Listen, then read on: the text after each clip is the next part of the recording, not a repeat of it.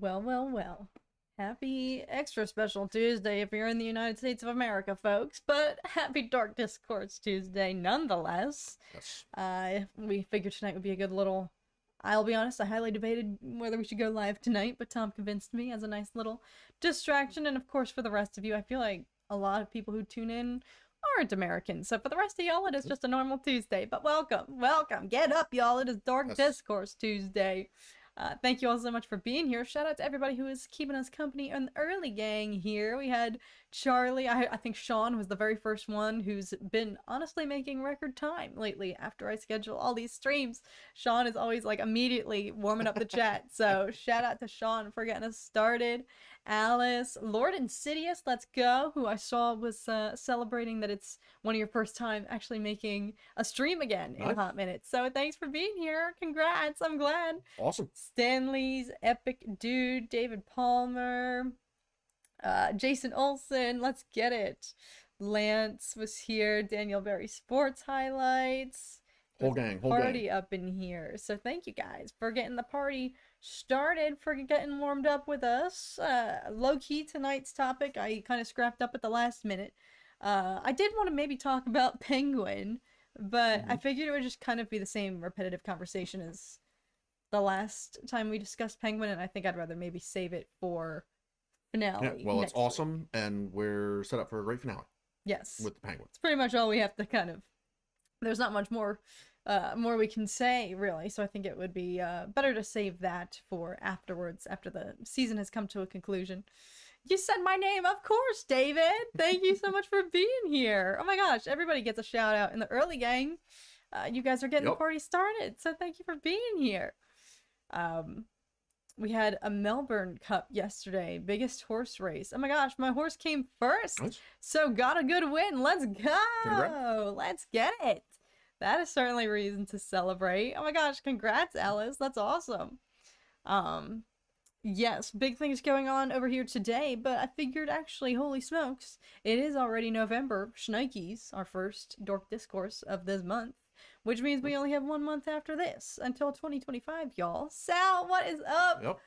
Very quick early shout out to Sal, y'all. I just filmed an unboxing video this week, and holy smokes, Sal, you have outdone yourself, my friend. So just wanted to give you a shout out while you're here and to let you know that that is coming very soon. Before the end of this week, that should be up on the channel. But holy shnikes, y'all, just wait. I cried. Yeah, some good stuff. Yes. Sal, you're a legend. Anyone else who sent something, you're a legend as well. Lots of cool stuff. So yes, Anatar has joined us. Let's go. The gang's coming in. But yes, it is. Holy shnikes, already November, which means there's only a few more shows left on the docket for this year. That might be rolling into. I do believe Skeleton Crew is probably going to roll into 2025. It's coming out early December. Prior to that, we have the Dune Prophecy series coming out on HBO later this month. Holy smokes. I feel like that has been in the works for a long hot minute, so I kind of am in a little bit of disbelief that it's already here. It's happening. But I'm, of course, super stoked for that.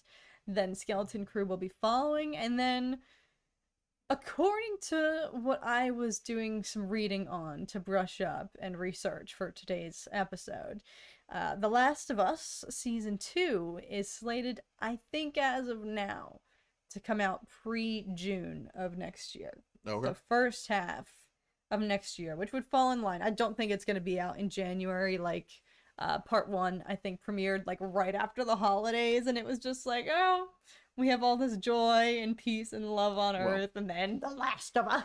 It would be great because it's nice and winter themed in the show. That's true. So that's true. It would make sense if it came out in winter time, at least for the Northern Hemisphere, winter time in January. So, well, we shall see. Yes, Stanley's pointing out one of the talking points I wanted to discuss, which I can pull up here. I did get some tabs at the ready to discuss, but yes, actually, there we go. Let me enlarge this. Can I do that? I can. There we go. Solid. Ignore all my other freaking tabs up here. But yes. You actually will recognize him. I think he's in Penguin right now. I think he's the actor who replaced Carmine Falcone. I believe, for Penguin. They got a different actor? You didn't notice that? No. Well, he's. I mean, he was only in it for like 1 second, right? Oh, a younger version.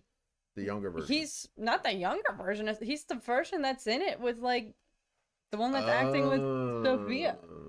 All of Carmine Falcone's scenes, the actor from the Batman film, had certain reasons he didn't want to reprise the role, and so it was recast. Oh, really? But you wouldn't know it unless you're like an eagle-eyed viewer. Like I knew that he was recast, but it also worked because it was like 10 years prior in the timeline. You know, he is supposed to be a decade younger, so I think it worked. But yes, so you know him. He's no stranger to you. But yes, one thing Stanley's pointed out that I'm super freaking excited for, Dune Prophecy, I believe one of the stars, hopefully he has a major role, is none other than Ragnar Lothbrok himself, freaking Travis Fimmel, who Theo you know. Vaughn? That's not Theo Vaughn. Kind of looks like Theo Not Vaughn. At all, not in the slightest. No. No, he's in, don't tell me, I'm going to think of it, don't tell me. You know exactly where he's from. Don't tell me. He's from the HBO series that got canceled with the flying alien woman, not alien, but flying AI robot woman. Yup. I don't know the character's name. Raised by Wolves. Yes, that's right. Yes. He is phenomenal in everything that he touches. My introduction to his work was through Vikings, and then of course in Raised by Wolves. Also, freaking justice for that show. Another incredible series that has fallen ill-fated to, you know, the kind of wave of cancellations of good shows that kind of just are super underrated, very slept on, but they're actually phenomenal. I mean, that was a Ridley Scott series, and it was so well done. Like, just a beautiful, incredible show. If you're a sci-fi fan, I believe it's still available to watch. I'm pretty sure. I remember reading in the past that after it had been canceled and no longer renewed, that it was not even going to be accessible on HBO Max. So I think that's not the case. I don't know. Somebody check that and fact check me. But if you can find this show, actually, let me just freaking, instead of spreading misinformation. It's probably right there. Instead of spreading misinformation, where can you watch it? Oh my God. It doesn't say. Where can I watch? Go. Nope. Just click the drop.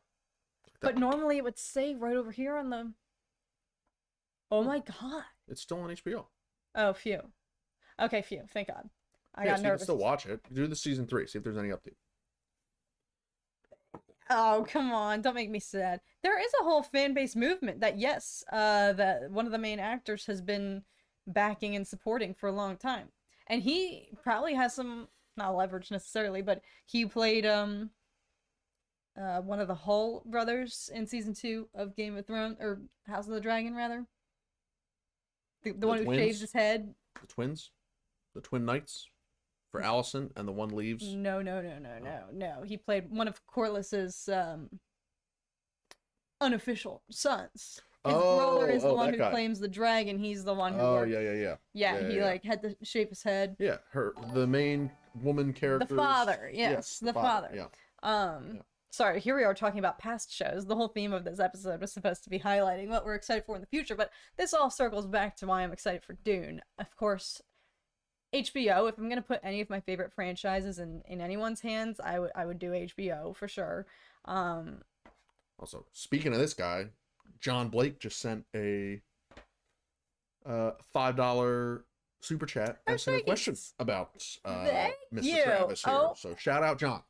Thank you, John. And I freaking love this question. And I'm like, frick yes. Should Travis Fimmel be in a Star Wars project? Also, love him in Vikings. He is truly one of a kind. I think one thing about his performance in Vikings, especially, he just like, he makes it his own. Not that he's like a character actor in a way, but he brings this kind of like tenacity and just this kind of energy to his roles where he's almost a little bit crazed in some ways too. Like, he's always teetering the edge of, is this guy sane? Like, holy smokes, like, should I buy into everything he's saying or no? at least for Vikings. And I think that show wasn't the same, after his character departed. It still went on for a while, but he left such a mark on it that it didn't hit the same. So I would 1,000% love to see him, but if he's going to be in Star Wars, I would love to see him in a villain role, because I think he is fabulous at teetering again that line of like morality and whether you support him or not. There were so many times during Vikings, he is the main hero, the main protagonist, but there were so many times during my viewing of that show where I just wanted to grab through the screen and shake him and be like, what are you doing? Because I can't even root for you right now. Like, he's very great at playing like these flawed, very mixed characters, so I would love to see him in like a villain or a Sith role. I think he would absolutely nail that for Star Wars, but I wouldn't want to see him in like a lighthearted. I think he's very good at like intense,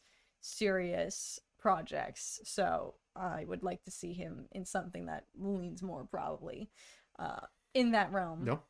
Hello. The only thing I've seen him in is Raised by Wolves, so I'm not very familiar with his work. He's so good. But he was good in that show. And he was good in that show. Gregory Castro, what's up? Are you guys gonna check out Alien Earth? Oh, wait, frick, yes. Oh my god. Yeah, I need to freaking still catch up on the Alien series in general. I keep forgetting that there's gonna be like a prequel series or whatnot. I totally will be. Oh my god, I didn't realize that was gonna be in 2025 either. Add it to the list. Yes. Jack Thomas, hello, thank you for joining. Name the villain, Kat. Who would he play perfectly? I don't know if it would be in a series or film or a character not yet written or whatnot. Somebody new. That is one thing about all the Disney Plus shows and whatnot. They've given us a lot of new characters, new villains or whatnot to ponder. But I will say, I'd be tempted to throw him into a villain role because, I'm not necessarily the biggest fan of the way the Disney Plus shows build their villains. I think they have really great villains. For example, I always freaking say with Giancarlo Esposito, I will be the first to say I think he's wasted in Mando. And Moff Gideon has so much weight and impact, and I feel like he's just criminally underused. So, but that doesn't mean I wouldn't want to see Travis Fimmel in a villain role in a Star Wars Disney Plus show, but I would like to see them. The Disney Plus show that nailed the villain was Kenobi. I was gonna say Acolyte too. Well, that was a pre-established Acolyte villain as well, yeah. Pre-established and with Reva. But even though Vader's pre-established, you feared him more than you arguably ever have after Kenobi, dragging people through the streets and snapping necks. And force choking his own Inquisitors and all that stuff. Like, it took it to another level. And yeah, obviously Chimere and Acolyte. Fantastic part. I think the unanimously agreed best part of the show, I would think, based on the all the discourse around that show. So yeah, those two are pinnacle. Yeah. But yeah, Mando, it's like, is it Gideon? Is it the Shadow Collective? Is it what's going on here? With Ahsoka, it's like, okay, we have Baylan Skoll and Shin. It's like they're kind of minor. We had Morgan, kind of minor. Thrawn hasn't really done anything in that show yet. It's like, okay, we don't really know. What was the other one? Andor, it's kind of the same. Like, we have Serial Boy. I will actually say Dedra Miro. Yes. But I don't even necessarily. That's what's great about. Here we are. We're just doing a retrospective now of. Well, this is still a show we're looking forward to. So, season 2 on the horizon. Andor season 2, right? It's coming up. Ahsoka season 2, not next year though. I don't think. No. Is Andor season 2 next year? Andor season 2, yes. Ahsoka's not slated to even begin filming until next year, so I believe that's 2026. But, yes, that is technically all right. That is in line with the future shows, and yeah, holy smokes, I keep forgetting about Andor. I feel like mentally I'm looking at it as we're kind of nearing the tail end of the original projected slate of Disney Plus live action series and whatnot, and if they're going to be pivoting to films going forward, feature films back on the big screen. But I am forgetting constantly about Andor season 2, and not for lack of enjoying it. Like, holy smokes, I'm freaking stoked. Yeah. And Palpatine's for sure showing up in Andor season 2. How so? In the Senate chamber. You think? Yeah. They were name dropping him all season 1. So he's for sure going to show up. Yes, but Palpatine is for sure has to show up in the Senate chamber. That they like really pride themselves on with Andor, that they came right out of the gate and were like, we're not going to be reliant on not reliant heavy cameos but they name dropped him like 5 times in season 1. But I feel like you can get just as much fear across without having to show him. Yeah, sure, you can, and it was fearful, but you can get more fear across if he shows up in the Senate chamber like he did in Bad Batch, and it was like one of the coolest scenes in the entire show. Yeah. Playing Rampart, played him like a fiddle. Played right into his hands, and he comes in and schools him in the Senate chamber. The Senate in the Senate. But yes, look who's here. My mom popped in. Hello, mother. Hello. Next animated Star Wars show? Question mark? Who in the midichlorian? Hell knows. Right, Sean. That's why I'm like, I think if they are going to be pivoting to the live action feature films and whatnot, redirecting their focus to the big screen, I'm not opposed to that. But it does make me sad that I don't really know what else to expect beyond Ahsoka season 2. We know we're getting in 2026, and I'm sure maybe there will be extended seasons of that show. I doubt it's just going to be a 2-season story. I hope not. It seems to be building to something much bigger. So, Nick Gundy. Is Mando and Grogu, does that release next winter? Who knows? Like next December? A year from now? I'm not banking on it. Nick Gundy, member for 33 months. Nick. Oh, shnikes! I couldn't have said it better myself. Dropping by before going to dance. Mr. Charlie shout out. Let's go, Nick Gundy. Nick Gundy, I admire your passion for many different crafts. I feel like every time I see you or you're able to drop by and chat, you're always either performing at a concert or going to a concert or running to a music class or now dance. So, thank you for stopping by and thank you for being a member with us for 33 freaking months. Holy shnikes is right. John Blake, thank you so much again. Oh! Shout out, John. Darth Boss Nass and his deadly drool. Listen, for real. Boss Nass is a force to be reckoned with. I mean, literally, it's a lot of mass. Boss Nass is a lot of mass. So literally, if he starts moving, it's a ton of force. Force is mass time acceleration. So Boss Nass could be an absolute animal wrecking ball. You just got to get him moving. But once he's moving, he ain't stopping. He's plowing straight through whatever is in his path. So more Boss Nass would be excellent. Bring back Boss Nass. The drool as well. So Toby Parker, what's up? Hello there. Hello. I hope we see the Mortis gods in Ahsoka season 2. That's why I'm like, there's so much potential here, and it's kind of killing me a little bit that we can't expect this next season till 2026. But that gives me hope that there's big things that they need to be working on and crafting. And I will say, after we watch the gallery, docu-series for all of these Sean. After watching the gallery, recap, little documentary where they, track the entire process of pre-production to filming and post-production on the Disney Plus live action shows, it does really put into perspective how much freaking work and just pre-planning goes in. So, but that said, it's like, it's hard to grapple with what's, like Sean said, I don't know what the future of animated Star Wars is at the moment. That's kind of in limbo beyond the tales of, anthropological series and whatnot. But I really hope there's, I don't know, Celebration's honestly coming up real close. Talk about things to look forward to in 2025. Yeah. If it's already freaking November here, it's about to be freaking the end of this year. We got 2 months left, and then it's going to be 2025, and then only 4 months in is Celebration, and who knows? We're 6 months out. Yeah, holy smokes.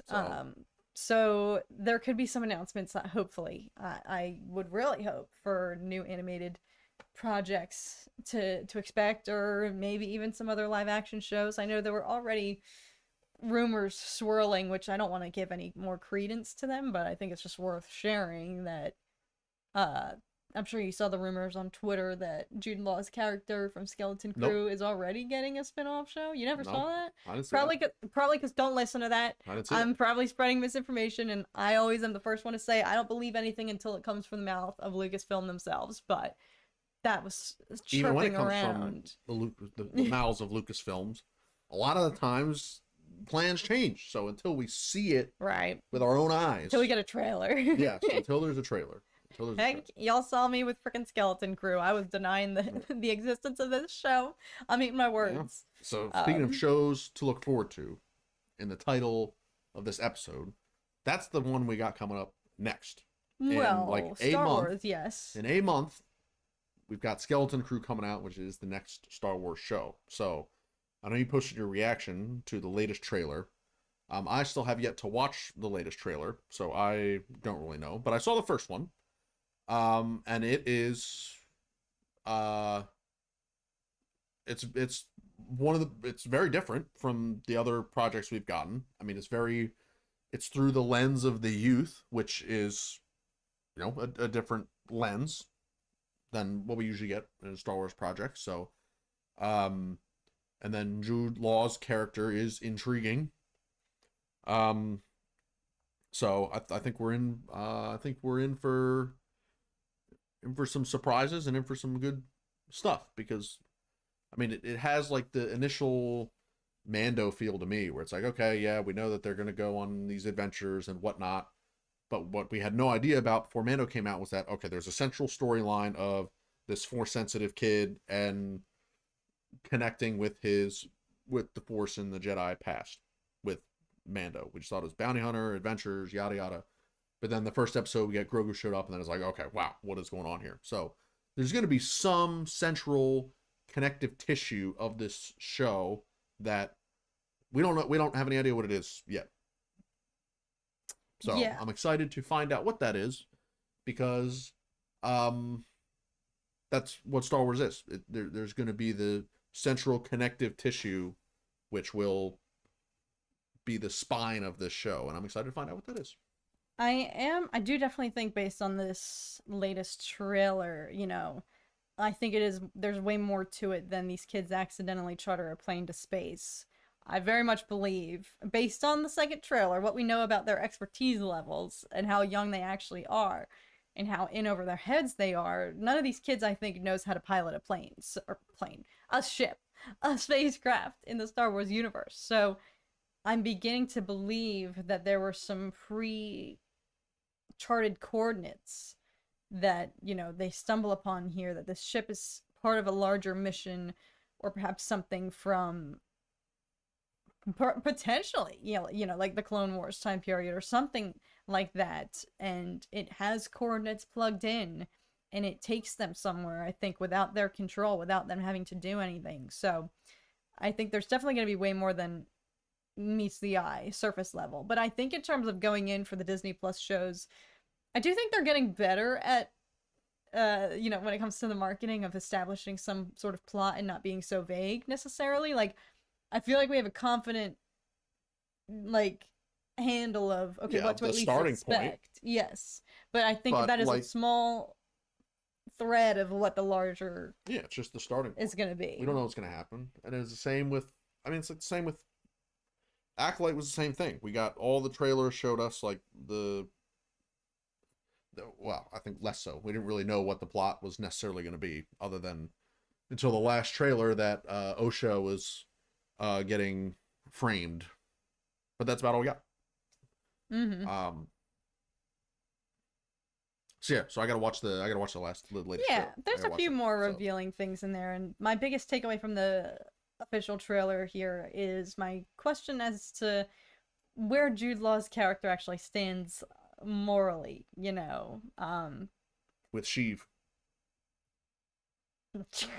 I don't know. I'm watching him. That's all I'm gonna say. I think the proposition in the first initial teaser of the kids seemingly asking him, "Are you a Jedi?" You know, and the camera pans to him. I think that's a bit of a bait and switch to kind of paint him as more of a heroic sage figure. But based on the latest teaser, I think I think he's got more scoundrel in him. I think he's not an unsavory type, but I think he's interesting. He's you know, I don't know. I don't want to give away too much. It's hard to talk about it since you haven't watched it yet. Well, I'll watch it. I'm very intrigued. I am going to be curious because I think a lot of people are writing this show off just because, yes, it's focusing on kids, and you could make the argument, you know, I'm already seeing people, and I'm seeing it myself, just in, you know, the analytics of the Skeleton Crew, you know, content that I've made and covering the latest trailers and whatnot just isn't performing as well, which to me speaks to the fact that,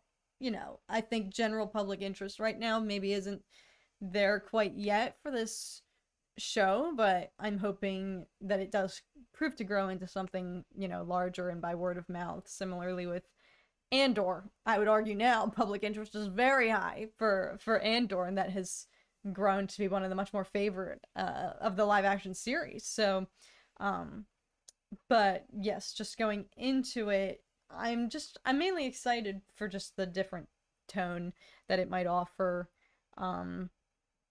You know, something new, but at the same time, I'm not writing it off as just a kid's show.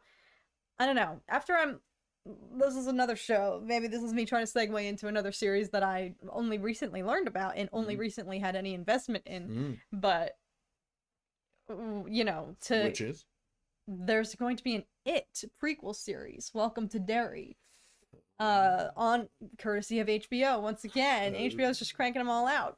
And this actually will segue to another topic I want to discuss. Since so many of these upcoming films and shows are XYZ, vice versa, even the Penguin now, are kind of segues from either it's spawning from a film, a pre-existing movie, and then getting its own series, or, you know, a movie series is getting their own movie. That's what's happening with Mandalorian and Grogu. So, but one thing I learned from it, obviously that is an extreme example, but I can't stop fixating on it, and that actually turned out to be one of my favorite of the films that we watched in October for Reactober, because yes, it dealt with children, but it proves that you can deal with extremely, you know, serious topics. You know, just because children are involved does not mean it has to be freaking lighthearted. Now, yes, that is a horror movie, and I know we say this all the time with, you know, Avatar: The Last Airbender, but when you hear the creators talk about that show, they're like, yes, this is framed for kids, but that doesn't mean we're going to shy away from serious topics. And I think Skeleton Crew has that potential because the kids in question are very young, and the galaxy is an extremely dangerous place. Like Revenge of the Sith. There's a lot of kids in that movie. Oh, well, you know. And the Kenobi show. And the Jedi Temple was a dangerous place. There's a lot less kids them. When it ends. But I do think, you know, to be an unsupervised child out in the galaxy, I do think there's actual serious threats that could face them, especially if, you know, I'm questioning how big of a deal it's going to be, you know, whether the right move for their parents would be to send out like a galaxy-wide Amber Alert, whatever the Star Wars equivalent of that would be, from planet to planet, to try to bring them home. Or I feel like in the Star Wars universe, that's a bigger risk to take, to make it known and plaster it out there and advertise like, hey, these kids are on the loose. We'll pay you 50,000 credits to bring them home safely. It's like, okay, well, anyone could take advantage of that. Yeah. So I hope that Skeleton Crew, I think people are writing it off right now because it's just kind of presenting as a lighthearted, fun kids show, which, Frank, is valid in Star Wars anyway. I'm not saying nobody wants that, and I'm not saying Star Wars doesn't have a place for that. There's room for everything in Star Wars.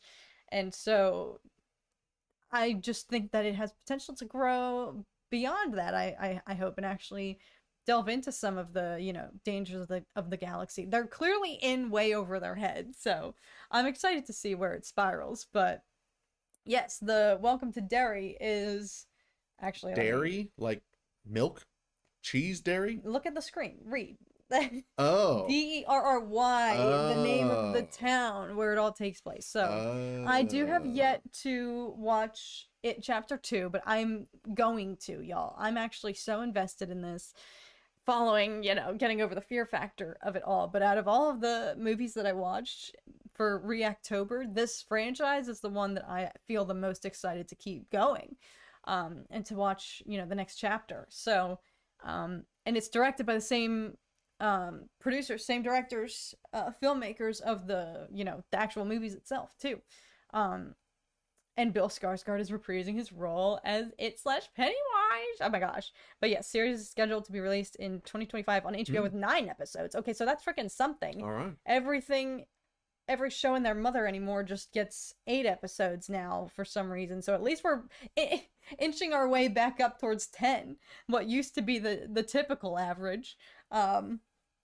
It's going to be 9 episodes according to Wikipedia, but I'm very excited. That is the show that I was like, I had no idea that was in existence, and then I only sleeper show. Yes, just learned about it after watching it. So I of course have to watch the second installment of the films before I get into that. But that is one thing I wanted to also talk about with all of this. So many of the clown franchise, Catherine.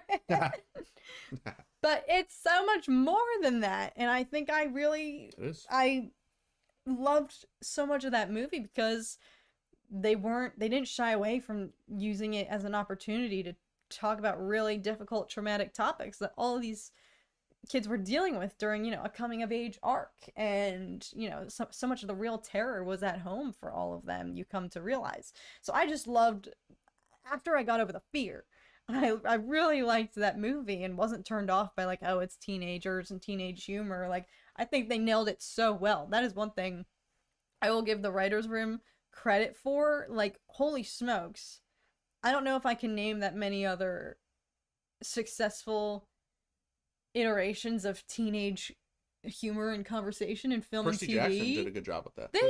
They did too, where it actually feels like genuine humor and wasn't like a room full of 30-year-olds trying to sound like teenagers as they're writing out the script. Like, I feel like that's really hard to execute properly, and I commend that movie. And that's one thing I'm excited about, the element for, Skeleton Crew, the little tween humor that they're going to have, hopefully. So, you should watch Joker 2019. That is one of Tom's favorite films, actually. Excellent movie. We still have yet to see Joker 2, Folie à Deux. Probably going to, unfortunately, wait until that comes on streaming for that one, based on everything we've heard. Yeah. You should react to that, honestly. Maybe I will. Yep. Listen, y'all know me, I don't go that hard on as the general public when it comes to film criticism. I try to go in with an open mind, so I would be excited to react to it and see how I feel on my own, not being influenced by public perception. But one thing I wanted to talk about with all of these, like The Penguin is so good, and it's a spinoff from a pre-established movie. Is Batman 2 coming out next year? No, I don't know. No? I don't even think that started filming. Pattinson, where are you? Just film it already. I think they were working on the script and whatnot, but you have Dune Prophecy coming out. That is a spinoff from a movie as well. Hopefully, if Penguin's any indicator, it's going to be just as... No, it's that one takes place like 10,000 years prior to anything that we see before Paul Atreides' time. But so it's a super mega prequel. Yeah. But vice versa, we're getting Mandalorian, a TV series that it's about to have its own film spawning off. Yeah. One of my favorite shows, The Peaky Blinders, is about to have a film spin-off. So like, we're entering this era now where movies are getting TV show adaptations and vice versa. But I'm curious, which is the better order for it to go in? Like, is it better to start with a movie and then have branch off series? Or is it better to start with a show and then branch into a movie? I can't think of a good example of show to movie off the top of my head. Me either. I don't think any show I've watched so far. But I know it's been done. I don't know. I can't think of any example of that. I think the Mando and Grogu movie will be the first one where they said I can remember that's like that. I mean, I think I would probably say movie first is better. That's what Toby Parker says. And movie to show for sure. For similar reasons of my argument of books to movie. Ow.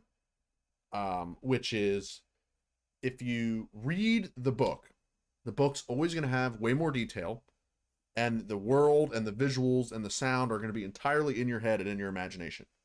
So no matter how good the movie is when it comes out, you're going to be watching the movie and making subconscious comparisons the entire time to what you remember from the book and what you thought it would have looked like or what you thought it would have sounded like the entire time you're watching the movie. And for me, that detracts from the movie going experience. So for me, I'd rather see the movie and get the visuals and the audio and all that stuff as fact. And then the book, if you read it afterwards, you can deep dive into all the details and learn more about the world and get all the extra context. But while you're reading, you're not going to be doing the comparison game outside of, like, plot points, perhaps. So for me, going from visual media to the book is a more net enjoyable experience than literature to visual media. So a TV show and a movie, it's both visual media. So then the thing is, okay, with the show, you're going to get more detail. You're going to get to know the characters perhaps more intimately than you would in a movie. So, like for Mandalorian, we know Din, we know Grogu, we know the surrounding characters. So we already know the characters super well. So perhaps it would serve a movie better, knowing everything to know about the characters. Perhaps. Yeah. Star Trek might prove that TV to movie is not the way to go. Even the best of the movies weren't really better than the TV. That's fair, and that is one thing that I will always wage if it's between a limited series or, a 10 episode or 8 episode season of something, pending on how fleshed out it is. I many times favor a mini series or a limited series because you can get more in depth, and would be curious to see then, okay, how condensed is the movie version of this going to have to be, as opposed, you can't squeeze in as much room for character development necessarily, but perhaps you don't even need that if need too much of that, I should say, if you're adapting a show to a film. Whereas I think, like, for me, a reason why Penguin is so successful is you already have the groundwork. You already know who this character is for the most part. Yet they're that's an example of movie to TV. I know, I'm saying, I think I'm favoring leaning towards movie to TV because you have the groundwork. You get to know who the character is, and then if anything, the show has then enriched that. Yeah. And we just recently rewatched The Batman for the first time in a hot minute this Halloween, and it gives you new perspective. It just kind of enriches and adds to then your viewing experience, and you pick up on certain things that you see playing out or you see that were foreshadowed in the film iteration that pay off then later in the TV series. So it's like the TV series doesn't have to do too much work. It cuts out the middleman of having to do exposition, because you can just jump right in. You already know the conflict at hand. The stakes are already extremely high. Episode 1, right out of the gate. And if anything, then it just leaves room for all of that exposition is out of the picture, and then you can just get into, like, the actual meat of character development and backstory. And that was obviously a huge theme of this week's latest episode for the Penguin. Getting really deep backstory and learning how far back his freaking antics go into childhood and whatnot. So I am curious. Again, I only know, and we'll see, maybe the Penguin is a fluke and, like, Dune Prophecy might be different because it's also very much not attached or tethered to the Paul Atreides timeline of the films as we know them. So, like, it's operating in its complete own, other stratosphere into the distant past of that timeline. So that could prove to be a very different viewing experience. But yeah, for me, Peaky Blinders, depending on when that movie comes out, that's going to be like one of the first show to film pipelines for me personally. But I am curious. My inclination is to be a little hesitant because it's like, to go from an 8-episode season or whatnot down to 2 hours, what's going to get lost in the process? I feel like I'm just always in favor of, so many times recently I go see a movie or something and I'm like, that should have just been a miniseries. Yeah, the difference is the emotional peaks of a show are so much more spread out, right? Like it's much more, the average emotional feeling, whether it's excitement or anger or rage or sadness or happiness, the average emotional feeling is more middle ground spread across when you average it out over the beginning of a show and then 10 hours later, the end. Versus a movie, you got 2 hours. So you know you're going to sit down in that chair and your emotions are going to spike and fall off a cliff much more drastically in a shorter amount of time because it's a short amount of time. So a movie, you're like, all right, this is whatever story we're about to see, whatever characters we're about to see, this is going to be like literally the main event of their entire life is what movie stories are really about given the time frame. Versus TV, it's like, okay, we can give you a much longer in-depth look at a larger period of their life, and it's not going to be all the main event of their life. Versus a movie, it's like, okay, this character is in this movie because it has to be a story worth being told in a movie format, which means something incredibly exciting or horrific or sad or heroic or whatever is going to happen to this character or these characters in the movie format. So I think the biggest thing, which is movie first, TV show first, movie second.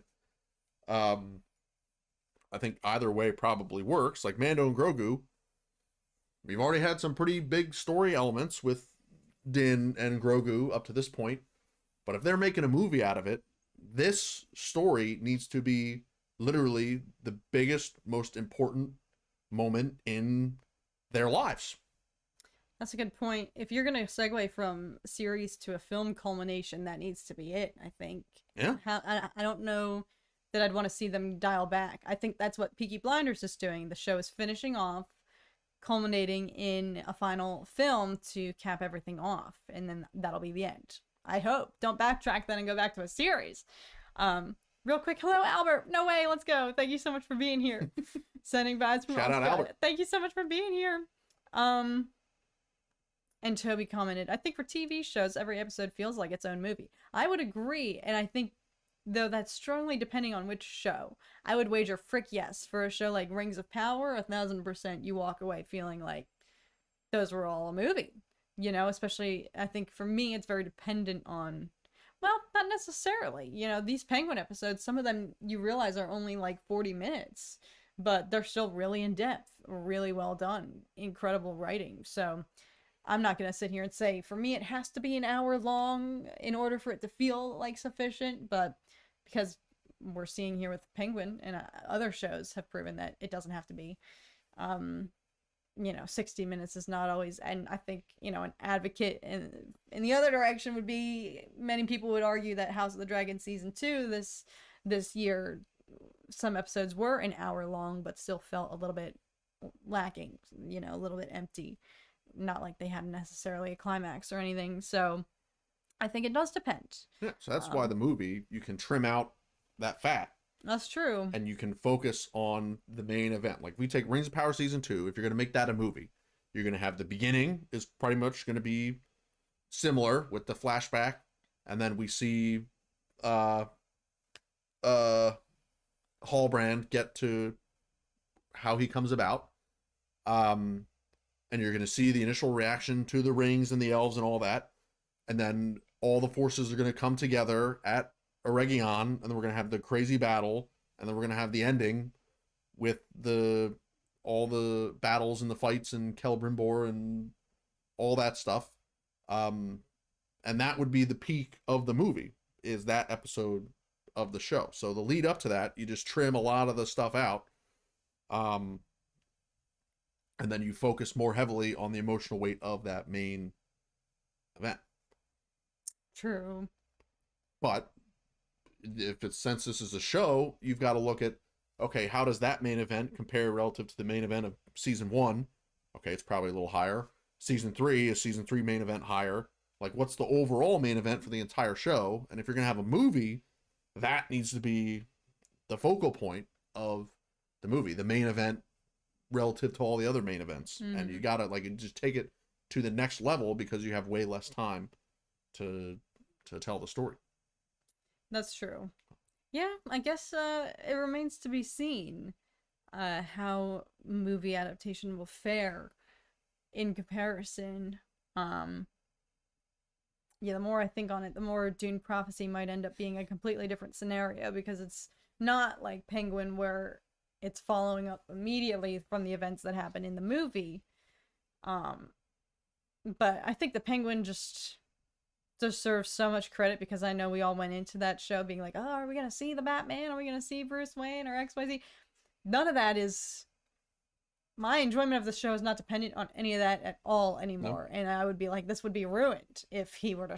There's no place at all for him to show up now. We got one episode left. So it's like... He just shows up and kicks his ass. That's the end of the show. Doubtful. Oh, Batman. Doubtful. I don't know, y'all. I know we touched on it in previous weeks, but I think I'm still Team Sophia, y'all, going into their final matchup here next week. Just blew up an entire city block. Okay, fair, yes. At least Penguin has kept it within the crime family to crime family. Yes. Sophia's out here murdering civilians.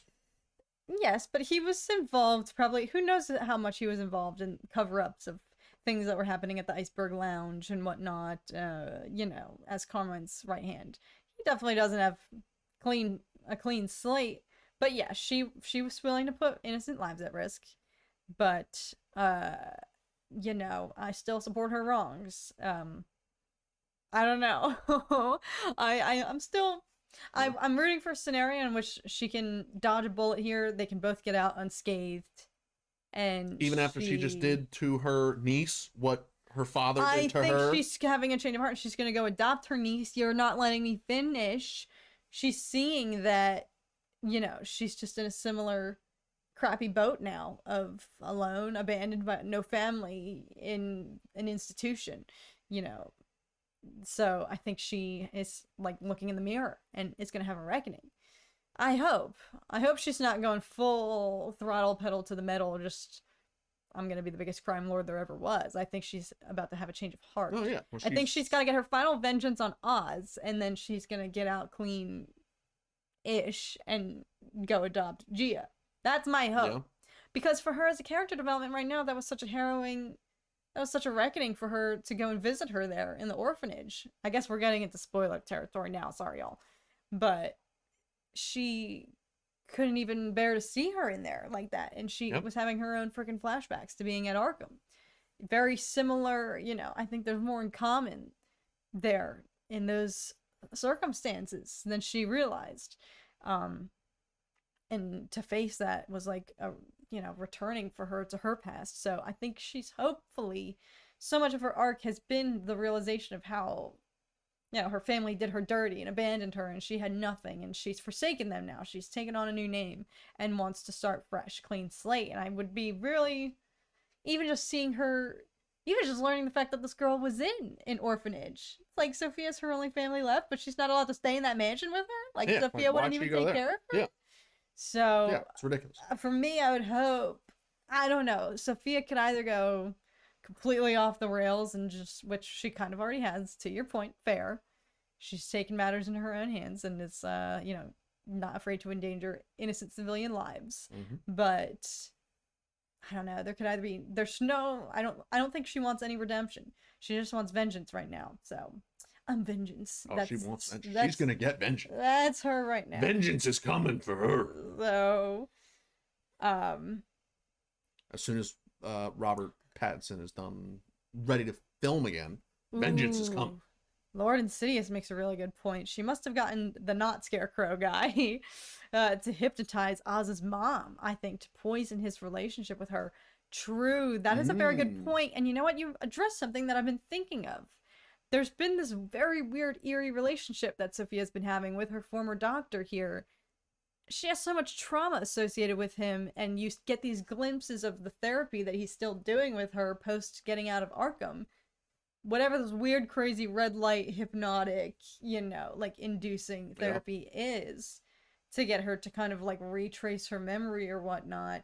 For whatever benefit that could offer, I don't friggin' know. Yeah. But that's such a good point, because She's I've been trying like, to find a weakness with Oz. There's something, well, true, but there's been something looming about that, something very eerie, and they've alluded to it enough that I feel like it needs to pay off somewhere. Like, okay, what's the point of all of this therapy and whatnot? Like, where is this going to come back?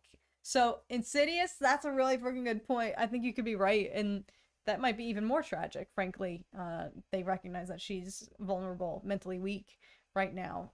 So if they could use that, and that might be even more painful to weaponize against Oz than if they just flat out eliminated her. So didn't that sound like it was in our apartment? No, I was looking at Watto. His head looked like super inflated, and I was like, is that Watto back there? I wouldn't worry about him. It's because its wing is on the one side and C-3PO's I guess crop top is next to his other side, so it looks like it's Watto wearing headphones, but it's just Watto. So I was looking at that. I got distracted by that for a second. Anyway, the one show we haven't really talked about that's coming up.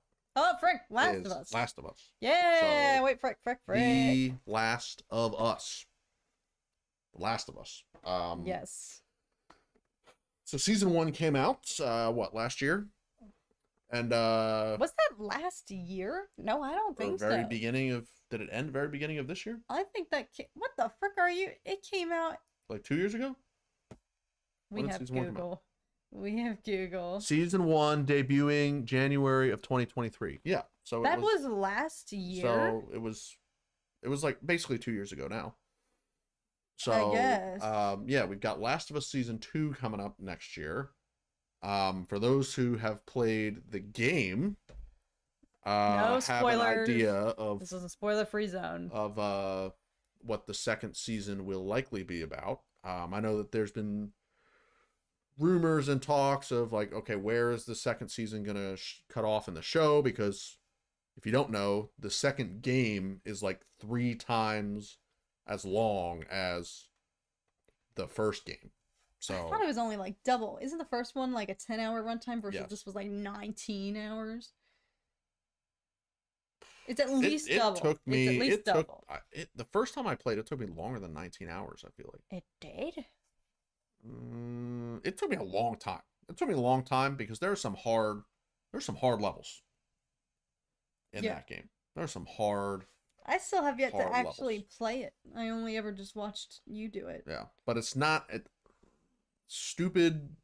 The end of Jedi Fallen Order, the first time I played it, it took me forever to beat Trilla at the end of that game. Retweet. Forever. Literally forever. I had to stop, go to work, and come back, and that's awful. And continue to play. Because I was working on night shift at the time. So I was like, all right, I gotta stop and literally go to work. Because I give up, I throw in the towel, and then I come back and then I beat it. So like I don't know. But the Last of Us, the second Last of Us game, Last of Us 2, took a way longer to finish that game. I forever. So they where they're gonna draw the line as to what season 2 of the show covers and what they leave for later is very, very interesting. And I'm curious. Well, there's certainly no way how they're gonna go about it. They're certainly not condensing all of it into this second season here, but everyone is predicting appropriately. Yes, people are gonna go nuts. Yes, it is certainly going to be the new season is going to be a shiz show of controversy. It's definitely going to be. Frankly, I'm shocked if anyone is still on the internet who is a fan of the show that has been able to dodge, some of the epic spoilers that are in store. I would have probably just played the game at this point to know based on the way people talk about it, but I think there are. Because the people show who came out so long after Last of Us 2 came out. Such a significant gap. That's not you like think Last it's of Us still 2 safe. is a hot topic or anything when the show came out. Yeah, So but people aren't so subtle about dropping hints online, at least what I've seen on the Twitterverse and whatnot. But I do agree. There's no way it's going to be. I what, are think. people playing golf? Shut the frick up! Shush! What? Um, there's been People like golf? there's been some golf illusions. Yeah, Last of Us 2 is a golf simulator. Oh See? god, Exactly. all Golf. right. It's See, this just is why I was afraid to even talk about the Joel show. and Ellie pick up golf. This is why I was afraid to even talk about And they the start up the show. PGA Tour Nothing is post-apocalypse. safe. Nowhere's freaking safe. So, no. Yes, I'm excited for that, of course.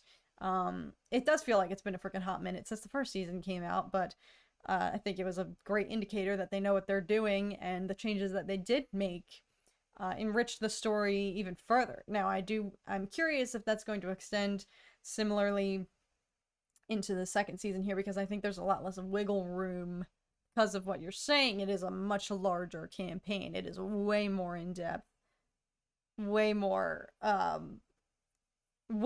like so much more that you're dealing with. So I don't think I don't know. My personal opinion is they've already probably got to work around and trim things.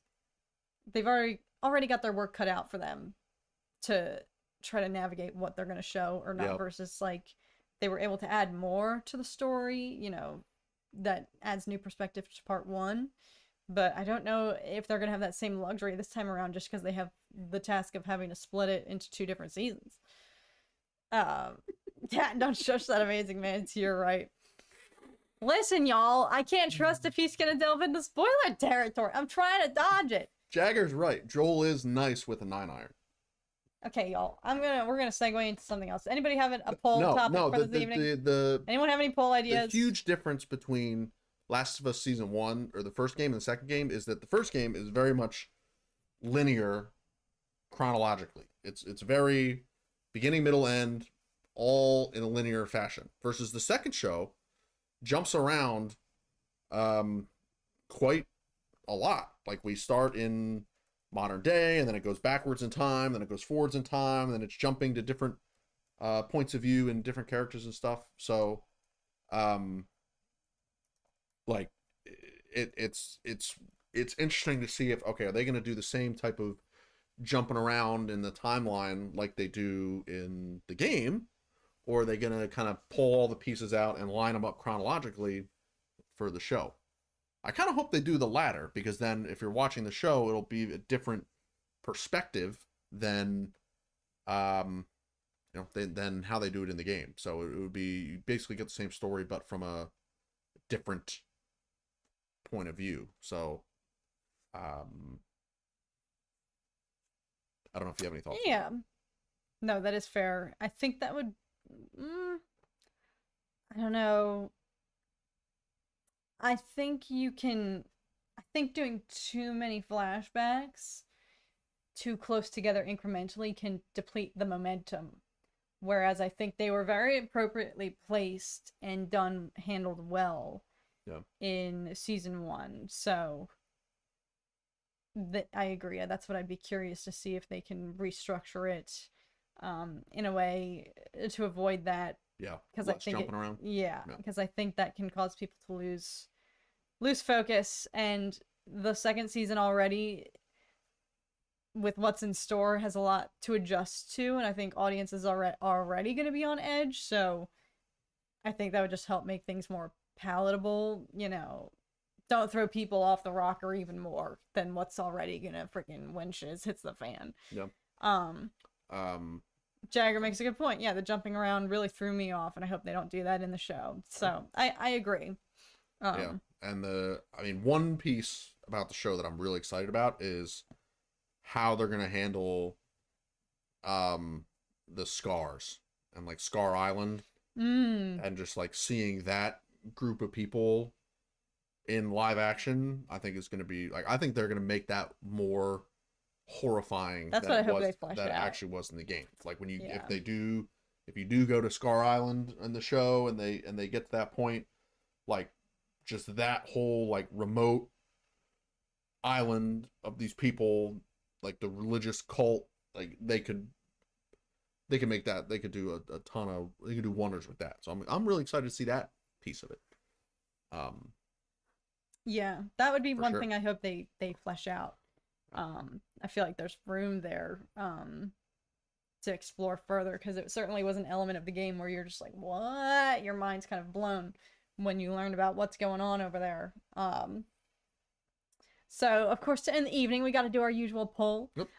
What is better? Which pipeline do you think you'd prefer based on our discussion this evening? Movie to TV show is trailing with 30%. TV show to movie segue pipeline adaptation, all of the above. TV show to movie is winning, which I think I would, well, I don't know. Actually, I'm a little bit surprised. I don't know.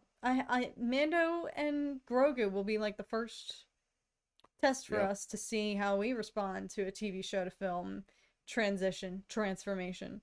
So we'll see. But Alice made a point. What about book to screen or screen to book? Yeah. Please. Oh, we've gone all about that here. Tom has very, very strong opinions about that up in this house. And you have strong opinions the other way. I know. That's why we've gone at it about it. So I am book or screen to book for sure, for the reasons kind of we were talking about earlier. Versus Kat here is very much book to screen.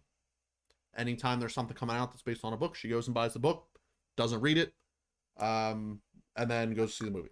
So. I've read. What are you talking about? I read Dune. I read The Silmarillion. Yeah, I was kidding. She reads them. She reads a book. So, yeah, no, we strongly disagree in that regard.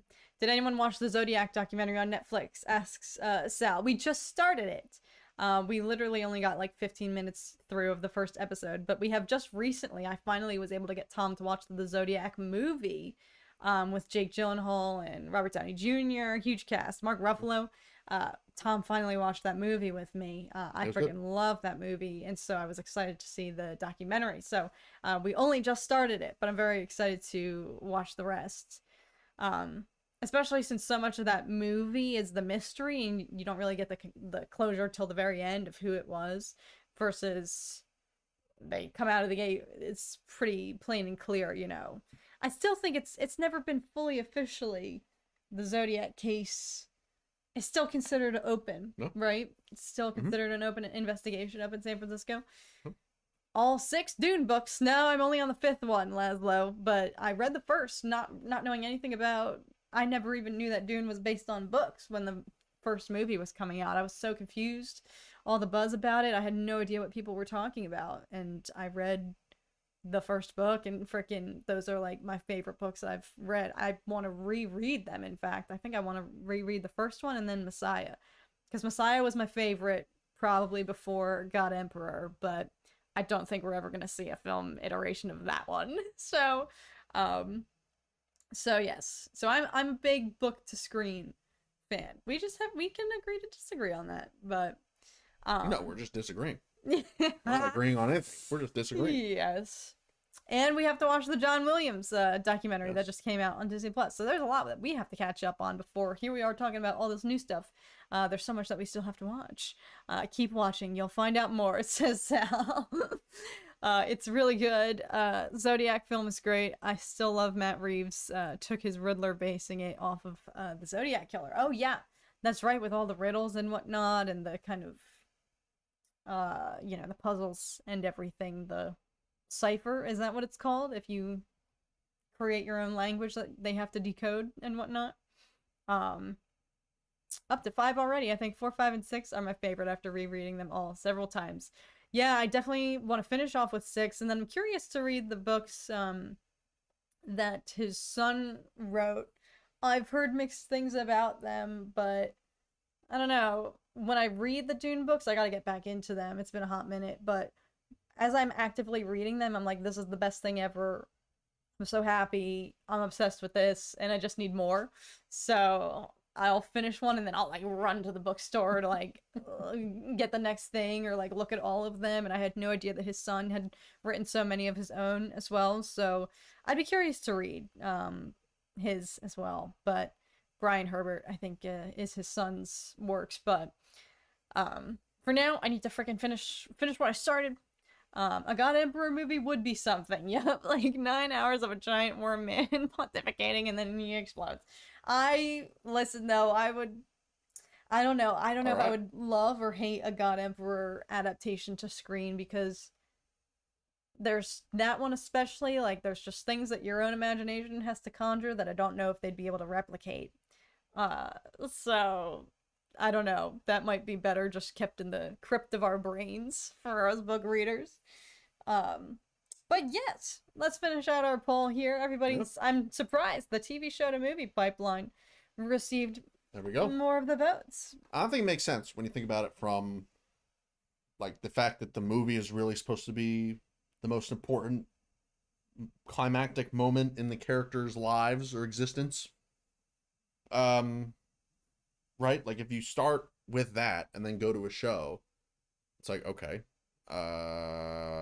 we just took our foot off the gas here and now we're on cruise control a little bit. Right. Versus like Mando and Grogu, if you had 3 seasons of show, we've had them go in their ups and downs and tough moments and emotional roller coaster and all that stuff. So now if the movie is like the climactic moment between those 2 characters, then I think it's probably a payoff.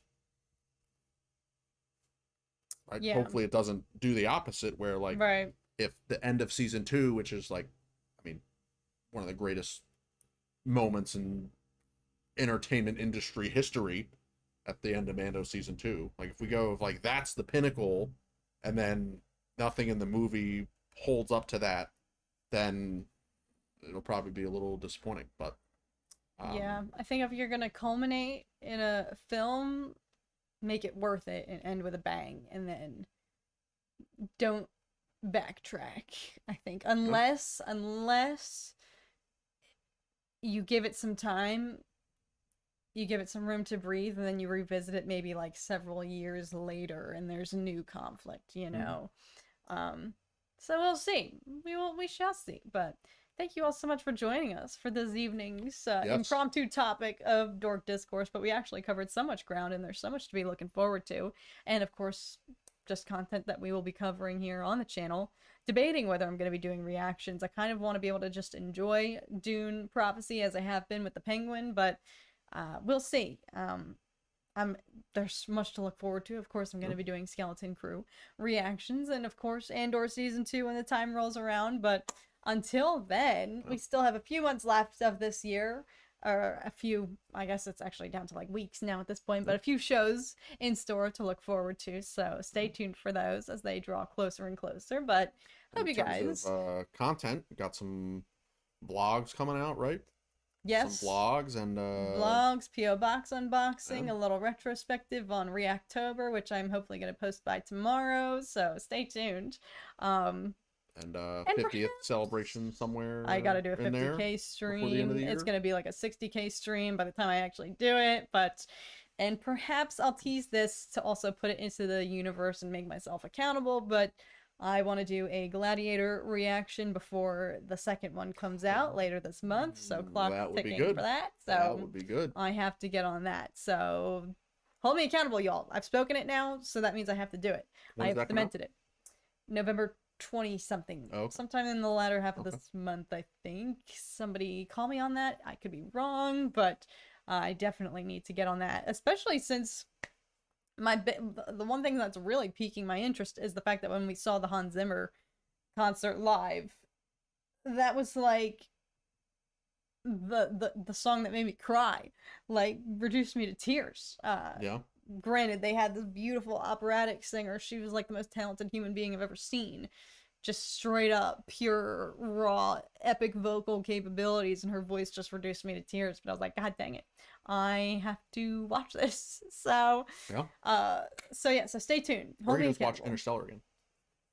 We gotta wait for that to come out in theaters. That's right. The 22nd, says Big Sir. Thank you. Yes, that is when I have until in order to watch Gladiator. So stay tuned. I'm going to try to get on that earlier and not right before so that I have some time to digest. Gladiator is an amazing movie. Saw Hans Zimmer last month, and hearing Gladiator brought me to tears. Same. We saw him last month too. For real. She'll be at 75K before the 50K celebration. Stay patient, y'all. I'm gonna get to it. I swear. I promise. We'll do it before the end of this year. That is the another accountability deadline I'm setting for myself. So stay tuned. But until then, thank you guys so very much for watching. Thanks for being here with us as a little distraction. All of my read your messages. Oh my god, I will, Charlie. I freaking made a mental note to reply to you, and I straight up didn't do that, so I have to freaking do that. Thank you for joining us for the little distraction, our fellow Americans, from everything else happening this evening. It was fun to just chat and look forward to things happening in the future realm of film and TV. So thank you so much for being here. Yep, it is election day here in the United States. If you're in Eastern time and Central time, polls are already closed. But if you're Pacific Mountain time or Hawaii, still have the opportunity to go out and vote if you have not already. So heck yes, it's not too late. Yeah. So, yeah. On that note, hope everybody else, our non-American friends, enjoyed as well. Thank you guys so much for being here. And we'll catch you guys again very, very soon. But until then, hope you all have a great rest of your day, night, morning, evening, 3 a.m., wherever you may be. Great distraction from this crazy world. Amen. Thank you for being part of it. Thank you for being here and interacting and contributing. But wherever you guys may be, thank you so much for watching, and we will see you guys again very, very soon. Have a good one, everybody. Thanks for hanging out. Bye, friends.